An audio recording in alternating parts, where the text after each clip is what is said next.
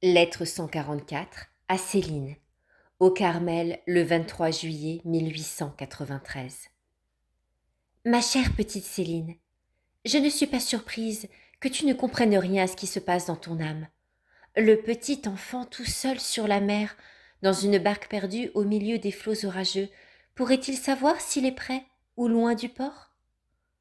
Quand son œil contemple encore le rivage d'où il est parti, il sait combien il a fait de chemin en voyant la terre s'éloigner. Sa joie enfantine ne peut se contenir. Oh, dit-il, me voilà bientôt au bout de mon voyage. Mais plus la plage s'éloigne, plus aussi l'océan semble vaste. Alors, la science du petit enfant est réduite à néant. Il ne sait plus où va sa nacelle, ne connaissant pas la manière de conduire le gouvernail. L'unique chose qu'il puisse faire, c'est de s'abandonner, de laisser sa voile flotter au gré du vent. Ma Céline, la petite enfant de Jésus, est toute seule dans une petite barque. La terre a disparu à ses yeux. Elle ne sait pas où elle va, si elle avance ou si elle recule. La petite Thérèse sait bien. Elle est sûre que sa Céline est en pleine mer. La nacelle qui la porte vogue à voile déployée vers le port. Le gouvernail que Céline ne peut pas même apercevoir n'est pas sans pilote. Jésus est là, dormant comme autrefois dans la barque des pêcheurs de la Galilée. Il dort. Et Céline ne le voit pas, car la nuit est descendue sur la nacelle. Et Céline n'entend pas la voix de Jésus. Le vent souffle, elle l'entend. Elle voit les ténèbres. Et Jésus dort toujours.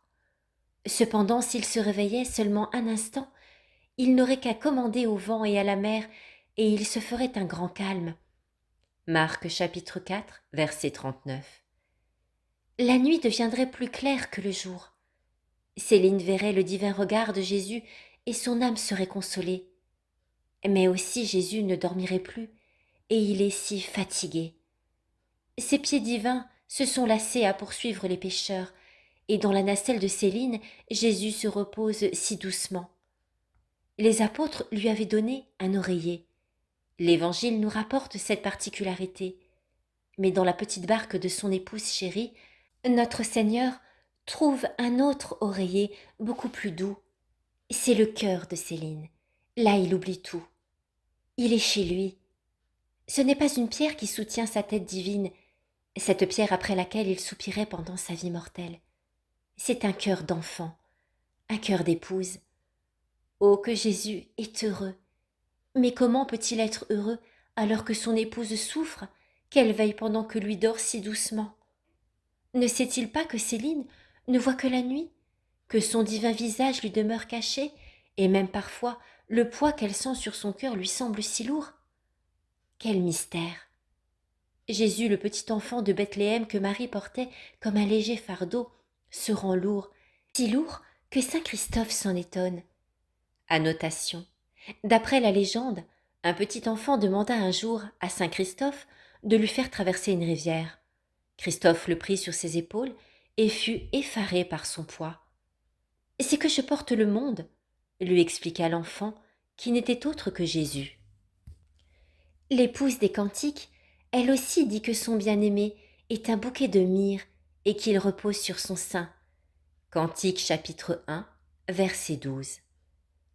La myrrhe, c'est la souffrance, et c'est ainsi que Jésus repose sur le cœur de Céline. Et cependant, Jésus est heureux de la voir dans la souffrance.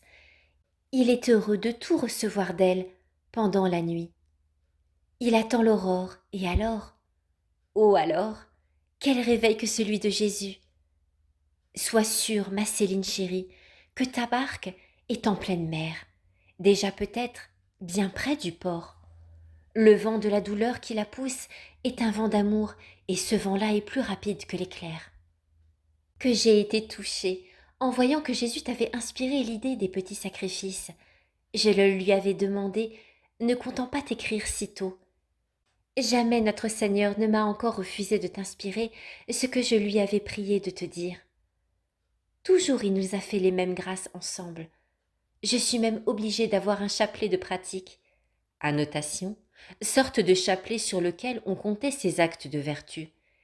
Thérèse ne veut précisément plus rien conter, mais elle le fait pour accompagner dans cette pratique une sœur qui en a besoin. Je l'ai fait par charité pour une de mes compagnes. Je te dirai cela en détail. C'est assez amusant. Je suis prise dans des filets qui ne me plaisent pas, mais qui me sont très utiles dans l'état d'âme où je suis.